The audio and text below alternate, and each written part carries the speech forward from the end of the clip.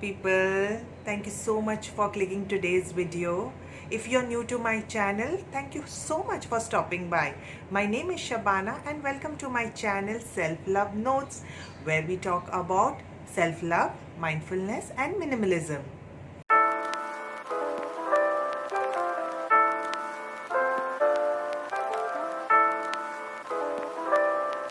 So today's video is going to be all about organization. And when I mean about organization, it means organizing your own life first and not others. It means that focusing on your own priorities, dreams, goals first. Because I believe that it is important for anyone to know what they want from their life first before extending their support to others. Today's new video is all about prioritizing, time management, scheduling, planning, basically how to bring balance in all the areas of life. I'm going to share with you all how I plan and organize my day to keep myself intentional, focused and productive in this journey of bringing a balance in my family life, personal life and my work life. Honestly, ever since I have set this system, it has worked wonders for me. I think I have more clarity in my life now. I could see my goals, my task, and its timeline so clearly. But most importantly and surprisingly, I could see the dreams towards which I was quite blind for a long time. So let's begin with today's video. The first way to start with a daily planner is by doing a brain dump of your life priorities. Here we can start with what are the things that are most important to you in your life. Basically, brain dump is a great tool to get your mind clear and in control. If you ever feel brain foggy or overwhelmed or just need your mind to be calm and clear, then doing a brain dump can definitely help you. Basically, here I brain dump a list of all the things, plans, ideas that I have in my mind for a year. I add a nice title and a date to the sheet so that I remember the last brain dump I did.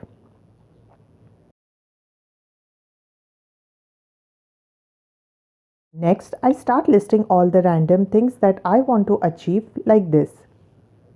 A lot of times when we are doing a brain dump, we tend to put a lot of judgments and criticism. Always remember brain dump process is a deep internal digging process, which is quite chaotic at the start, a lot messy in between but gorgeous at the end. Hence, it's important that we keep acknowledging the feelings and keep listing.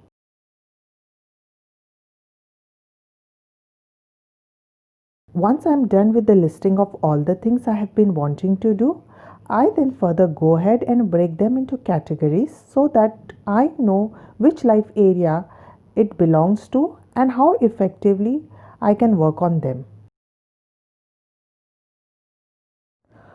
So, right now in my life journey, I like to categorize and divide my priorities in following ways: personal development, physical, mental health, spiritual health, personality development, some new skill learnings, hobbies, if I have some projects, decluttering, personal finances, in family development, baby category, or cooking or food calendar, house finances, on my work development, office work, YouTube channel, networking.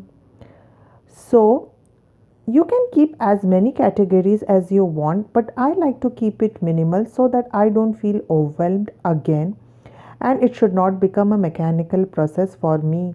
Instead, a creative process. The next thing I like to do is to take another blank page and break down my brain dump items into smaller tasks so that I can actually add this to my planner. I then add the basic actions that I need or I think I am willing to take to achieve that particular task. This can be a long process, so taking one category at one time is the best way to keep the enthusiasm going.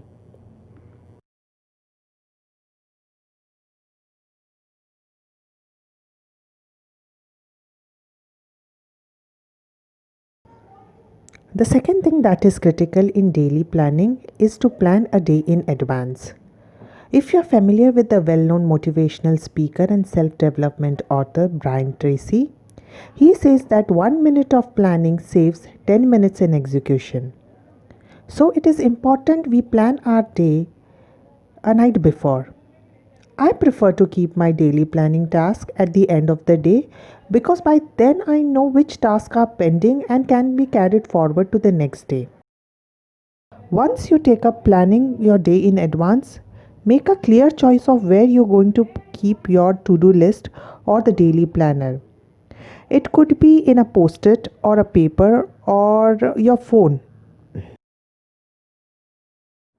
I use Google Spreadsheet for all my planners. For me, it is convenient, editable, easy to compare, neat, and most importantly, it is cloud based, which makes it easier for me to check and refer my planners from any corner of the world and from any digital unit. For instance, if I forget my phone or laptop, I can access my Google Spreadsheet from anyone's gadget and still carry on with my commitments.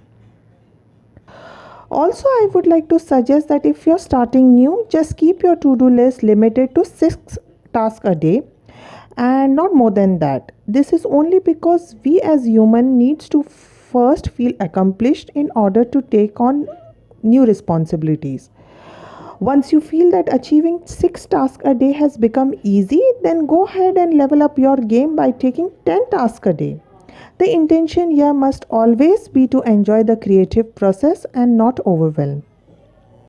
The next thing that I'm going to talk to you all about is time blocking and how it helps me in planning my day effectively and keeps me productive throughout the day. Time blocking is basically a methodology where you block several hours of the day for a single task. Time blocking is something I have been using for the past 1 year, and it is a technique that I would like to give a lot of credit as I now find myself more focused and strong enough to avoid any kind of distractions. So, I have divided my whole time management structure into 4 parts: personal, family, work, evening routine. Evening routine is basically a mix of all categories which comes in the last part of the structure. In order to make the whole effort effective and easy to compare, I have further divided the categories with subcategories so that I know which aspect of the category I am investing my time onto. For example, personal categories, here are few subcategories like meditation, workout, affirmation. Then on the date column, I note the to-do list of the day in regards to my personal development. Example, in the category of breathing exercise, I have noted which are the 3 exercises which I will be doing on that day. Or in the affirmation section, I have mentioned self-love as my affirmation for the day. Likewise, in the work category, I have noted my work-related actions for the day. This may sound too much, but I also have an estimated time and achieve time section assigned to a particular task. But again, this only measure my efficiency and effectiveness of doing that particular task. But if you think for you it doesn't matter, please choose to skip this part. If you notice that I have assigned 4 different colors to each category, this gives a nice visual blocks to each category. Like for personal, I have chosen light brown, for family pink, for work dark brown, for evening routine blue. The times when I miss the task, I highlight them in red color, and it is also an indicator for me to have red highlights in my week. Next, my meetings and appointments are highlighted in black so that I don't miss them. Self-care routines are highlighted in purple and breaks in green. I have intentionally kept my daily planner very simple and limited to the activities that are supporting my purpose. The next thing we must consider while making a daily planner is reviewing the day. I believe that the mornings are the rehearsal time, and this is when we are in action, and the evenings are the review time when we can explore answers to questions like what did we do today? What did we accomplish today? What we didn't accomplish today? What are the reasons? How can I accomplish it tomorrow? The best way to do it is by taking out a journal and start writing answers to the above questions. This is just to check if we are on the right track, or by any chance our priorities has changed, or what are the things we are doing right or things which we are doing wrong, or by any chance they have become low or of no value task. We also get a glimpse if we can delegate certain tasks to others or remove certain tasks and make the space for more downtime.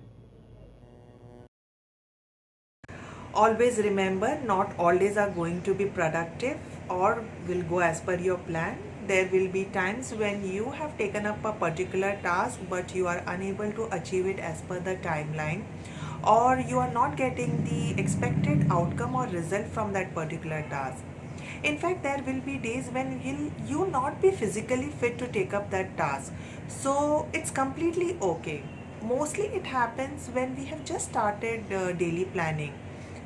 So it's completely fine if you're unable to achieve your task or goals of that day or week. So just relax, have fun, and I believe that these daily planners, to-do lists, or scheduling are just mediums to keep our mind, body, and soul aligned, and not another list of expectations from us. So relax and take a day off, do things which are unplanned, or do things which are not from any of these categories. So just be stress free, have fun with your daily planners.